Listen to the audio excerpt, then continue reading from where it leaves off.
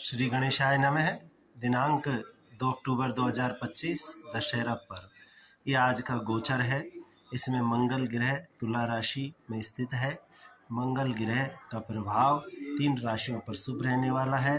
वृष, सिंह और धनु, इन तीनों राशियों पर इस गोचर में मंगल ग्रह का प्रभाव शुभ रहेगा।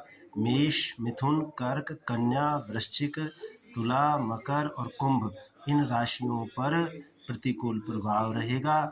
प्रतिकूल प्रभाव वाली जो राशियां हैं वो किन किन वस्तुओं का दान कर सकती हैं, उपाय के बारे में चर्चा कर लेते हैं।